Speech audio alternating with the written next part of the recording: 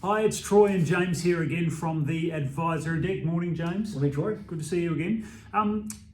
Thanks for joining us again in these conversations where we riff for 15 to 20 minutes about some common business scenarios, challenges that we see businesses facing or will face in the months and years ahead, and see if we can add some thoughts and value to those with some special Dennis Committee style special comments during the conversation too.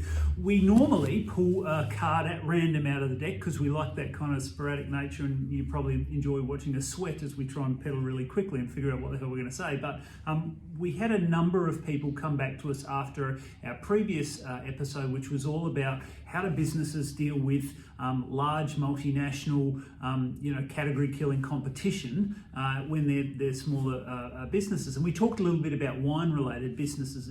That's where the conversation went. But a number of people kind of came back to us and said, well, "That's a great theory, guys. Great concepts. How the hell does that actually play out?" So we had a look through the deck and we actually pulled a card out of the deck. So we've marked the deck today. So please bear with us. But this one here, which is a concept of innovation outside the box and bottle. We thought we'd spend a little bit of time just talking about, what that means, what it looks like, what we're seeing, and maybe not necessarily defining all of the sort of innovations that you might want to think about, but give you a few sort of ideas on how you might go about creating the right innovations for yourself. So, James, let's start with the idea of innovation in this kind of a space.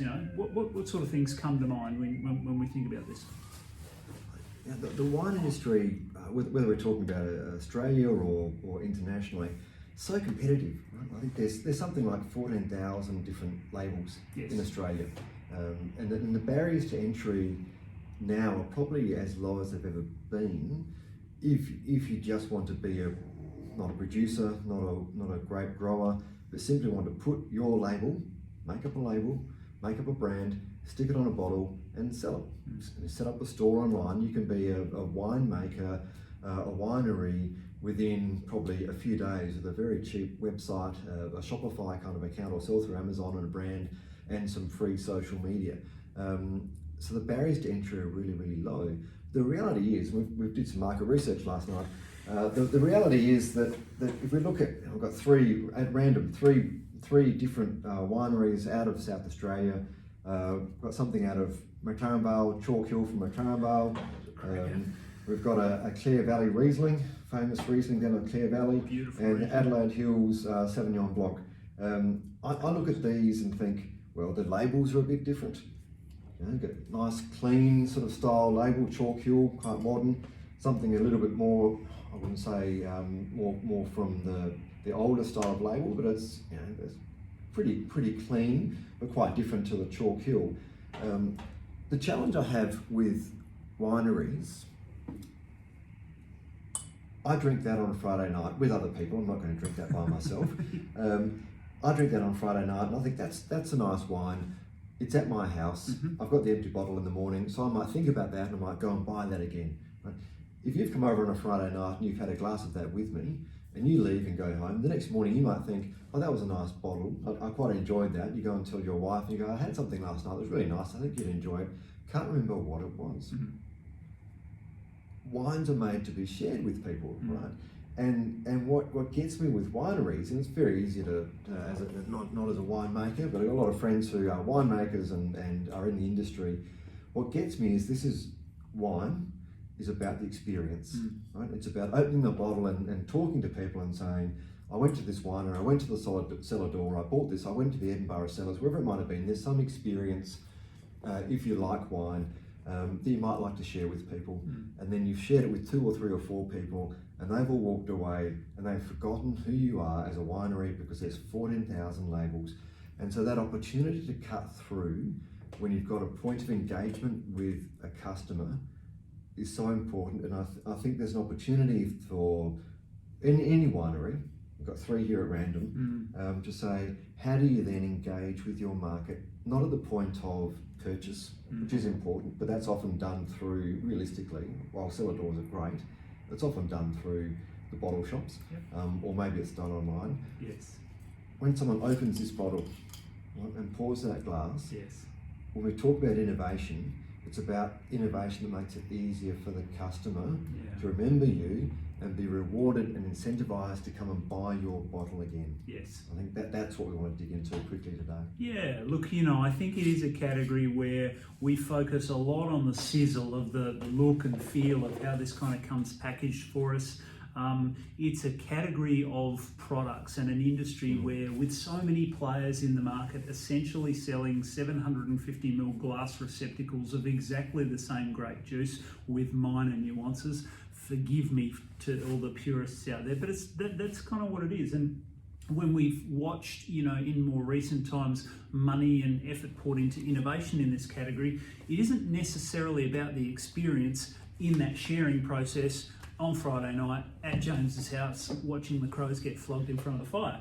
It's more about, well, with some great new technology coming into, you know, under the bottle caps, with some blockchain technology to make sure I can guarantee the provenance and actual authenticity of the wine, in the glamour of the design, in the cellar door, which we've seen challenged in recent times, of course, and it exposed a big hole in the model of creating customer experience about the product. One of the things, you know, I've always had conversations with wineries when I've worked with them on sales strategy, customer service strategy as well, is, you know, yeah, I want to understand and have the most sort of delightful moment in your part of the world, but I want you to find a way to transport that experience back to my house when I'm having my local pad thai, watching Carlton, in my case, you know, on a Saturday afternoon with a couple of mates, eating some of my wife's curry puffs. How are you going to turn, you know, that lovely history, story, cellar door kind of, you know, sense of place with a good product into my world? They're the million-dollar questions, right? How do you? And so, as examples, it's 2020. Everyone's got their smartphone, and some wineries are already doing this. I should be able to go to any bottle, and within a couple of seconds, scan a code, and from that get some information. I should be able to turn over, if I want to do this on the right label, and hit an app and have that story literally come to life on my phone and tell me about this wine. Yep. And that's still, while the technology is there, very few wineries are doing it. So it's still something, if you're sitting around the table and you do that and you show people, that still gets impressions for people. They go, that's pretty cool. What we're not seeing yet from enough is using that information, so augmented reality to bring something to life is one thing, but what you want to be able to think then is, how do I get, as a winery, how do I get my brand into someone's phone? How do I then reward them to come back and buy that again? How do I get them to share that with their friends? They've sat around drinking this bottle of wine. How do you make it quick and easy for you as the consumer who's bought that bottle to say to the three people sitting around the table watching Carlton beat the Crows on the Saturday afternoon, here's a great bottle of wine, here's an experience, and then incentivize you as a customer next time you're going to the cellar door to think, I'm going to go and buy this bottle over one of the other 14,000. And the technology doesn't now have to be created by me as a wine producer. The technology is there, the companies are making it.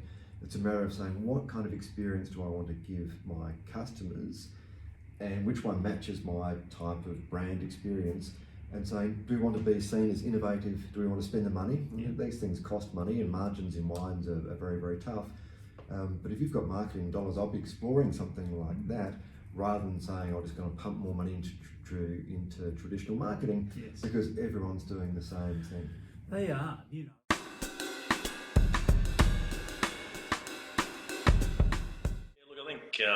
When it boils down to it, there's 2,500 wineries in Australia. Probably 2,400 of them are run by grape growers, winemakers that have not that it's an agricultural background is an impediment to technology, but this is a fairly grassroots industry, and technology has always seemed to be at a lag time with the wine industry. So, there's some people that do it very well out there. The augmented reality piece is not an inexpensive exercise. QR codes are certainly more and more commonplace, and usage of QR codes with inbuilt scanners in phones, etc. now is almost, it's de rigueur. So I think there are ways and means of utilising technology, and the simplest form of technology is tapping into social media platforms and absolutely having a strong brand proposition, a little bit of time, some creativity, but being true to your brand essence is absolutely core to the success as well. So if you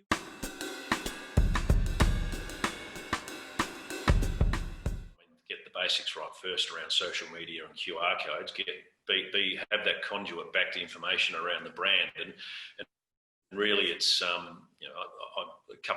6 weeks ago I sat on a Zoom call, a Zoom masterclass back to the US with a winemaker from Napa, Sonoma, Chile and Uruguay. So again, we're doing things that we haven't done previously. So this last 4 or 5 months has accelerated our embracing of technology, and we are doing things that we didn't really necessarily contemplate doing this time last year.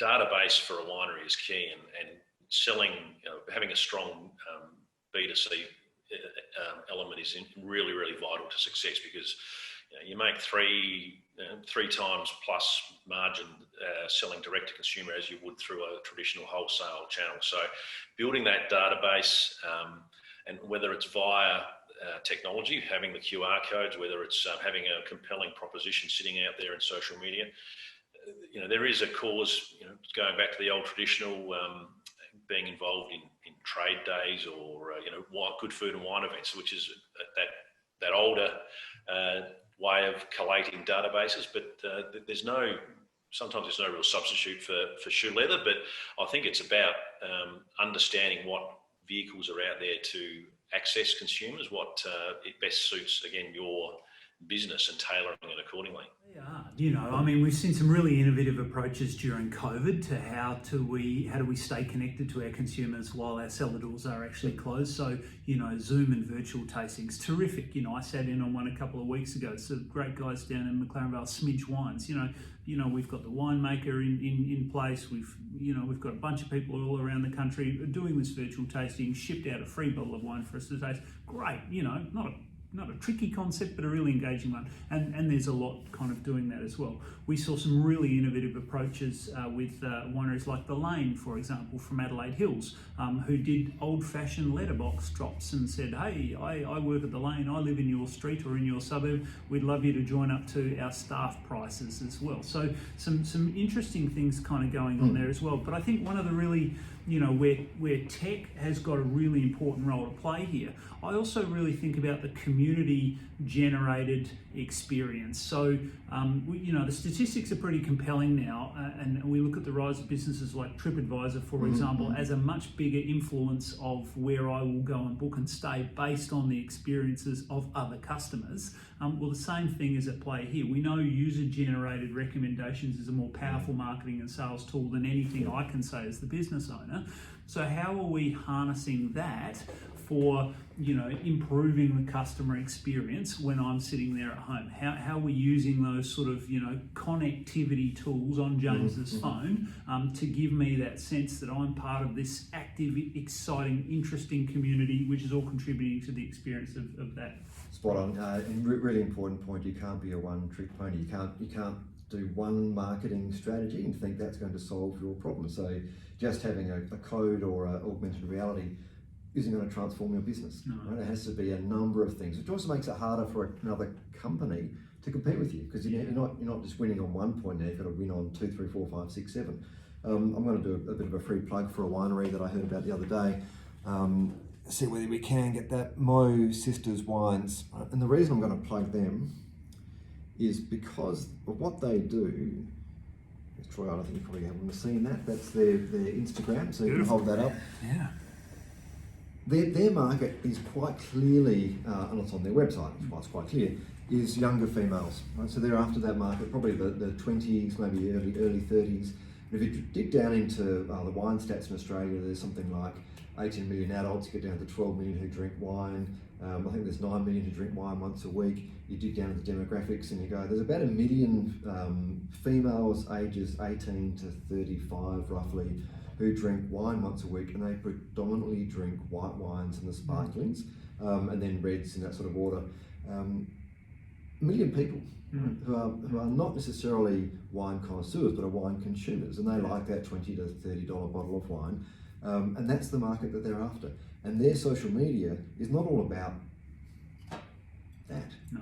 Right? It's about the experience. It looks like it could be selling jewellery, holidays. It's about fashion and fun. Yes. So they're saying we're going to do things quite differently. They've got a market, they've identified it, and their branding and positioning is about that. And I've got no idea how good their wine is, but they're not selling to people who are sitting there sipping Grange for 4 hours. No. You know, they're having fun with friends. Yes. And I think that for them is partly how they're differentiating. Yeah. Really, really important. Now, maybe they could bring some of that into their bottles with augmented reality and so forth.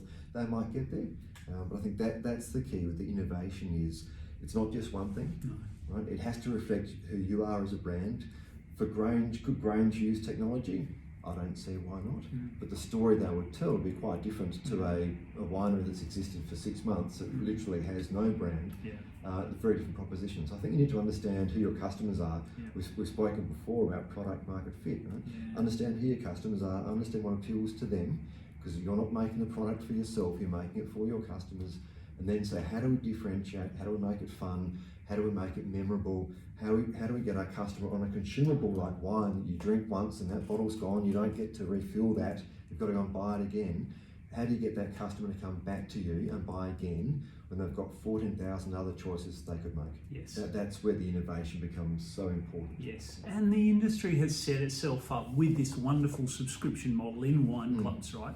But it is the holy grail. It is the challenge. How do I, in a sea of, there's as many wine clubs as there are wine kind of bottles available, right? So, you know, what is it about, you know, your ability to encircle and really understand me, not just understand my palate, not just even understand the kind of aesthetic that might appeal to me, but understand my self-perceptions, understand my aspirations, understand the sense of status I want to be feeling when I've invited James to sit on my couch to watch Carlton win by 47 points. So you know, and again, we'll throw to a marketing expert in just a moment, but from a pure play business operations and modelling perspective, this concept of putting customer at the centre of your thinking, I think it's paid lip service to by a whole lot of people who absolutely adore and make amazing calibre wine. But the problem is, so do 14,000 other Australian businesses, and I've been doing some work with the Great Wine Capitals Global Network, so do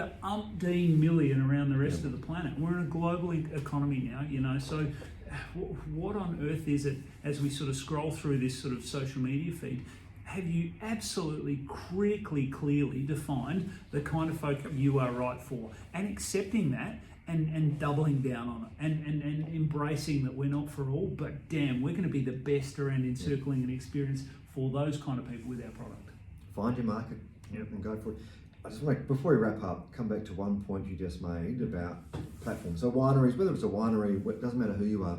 We talk to quite a few companies who say, we're going to sell our product through a third-party platform of some sort, and that's our channel to market, whether it's a bottle shop or whether it's an online wine platform. Do not make your distribution strategy, your sales strategy, all about selling through a third party. Because that third party doesn't want to sell your product for you.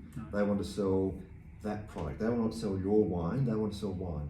So they'll sell anybody's wine to anyone who'll buy it. So whether they want to sell your wine or not, for them is not relevant.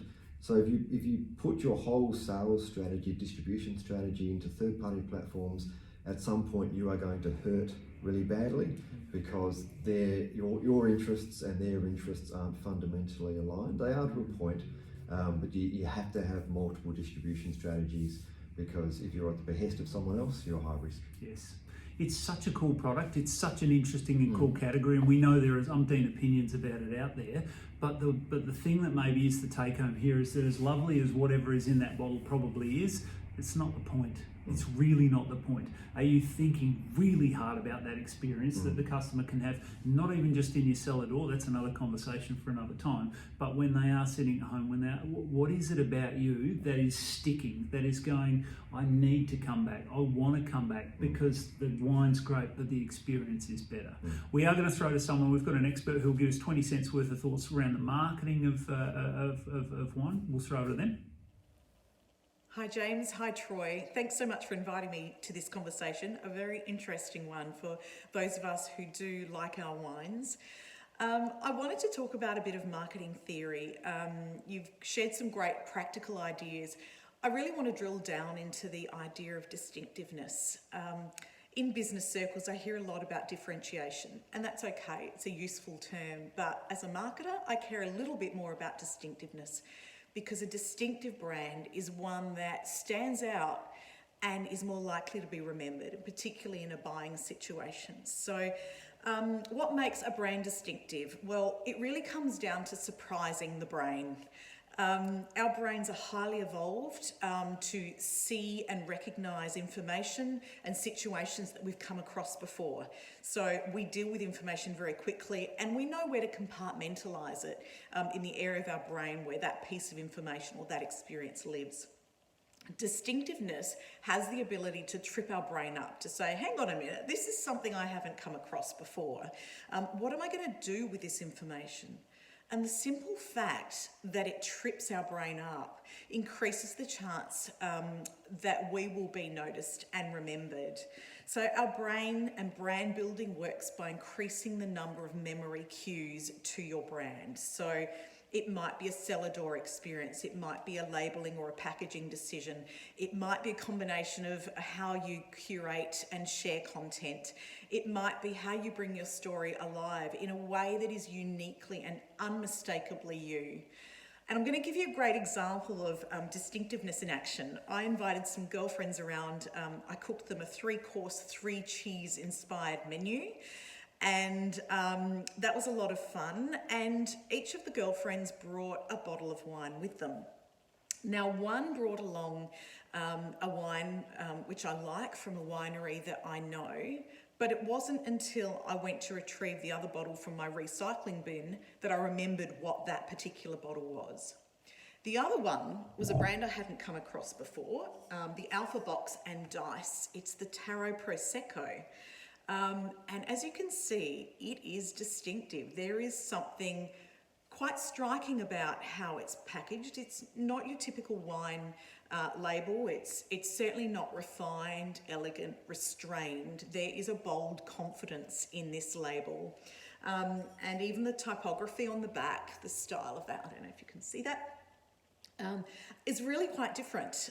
We don't see that very often in a wine. So for me, this immediately grabbed my attention. I thought, what's happening here? I don't know what to do with this information. So I paid more attention to this. Coupled with that was how you get into the stuff. And I needed one of these. So automatically there was a conversation around it. Well, who's gonna take the cap off? You know, is there anything special we have to do? This has been in my family forever. It was a nice chance, and the story of where this came from came up, and I shared it with my girlfriends. So there was a conversation around that Prosecco that just didn't happen with the other wine. So when someone asked me, what did you serve with the meal? And it did happen, because I shared it on social media, as I sometimes do. It was actually the Prosecco I named, and I completely forgot about the other bottle of wine that was brought along. Perfectly drinkable, really lovely, but not talkable and not memorable. So I'd really like to challenge you to think of ways that you can make your brand distinctive. There are lots of wineries with great grassroots stories that are very rich and steeped in history. That doesn't necessarily mean that telling that story is going to be enough to create that distinctive, recognisable, strong brand that embeds you in the mindset of someone who is looking to share a little bit more of an interesting experience with their friends. Thanks very much. Terrific ideas there as well. James, any final comments or points around this idea? we often wrap up and say, do not forget the customer. Right? This is, every product is about the customer. And so get out of your office, talk to them, find out what they want. Often customers have got great ideas. Go and ask them. Literally say, how can we be better for you? Yeah. When this bottle is empty, what's so damn compelling to me about wanting to go back again, and yes, the wine was great, but what have you done to show me that you have just absolutely wrapped your arms around me and want to make this the best that you can for me? So a few thoughts there. We hope they're useful. We hope they're valuable. If they're provoking some thought and you want to have a conversation with us in a deeper way about this, because obviously in 15 minutes we can only go to that level, please give us a call, troy@strategyroad.com.au, contact details down the bottom, and you might even want to come and sit on the deck. Heck, we might even come and sit out on your deck at a gorgeous cellar door if you'd like us to, and riff with you. There's a guy doing these in bathtubs up in the Adelaide Hills, actually. I don't know if you've seen that one yet, James. No, it's a bit cold for that, I think. Yeah, a little bit cold for that, and you don't need to see that from either of us. Thanks so much for joining us, and we'll see you next time.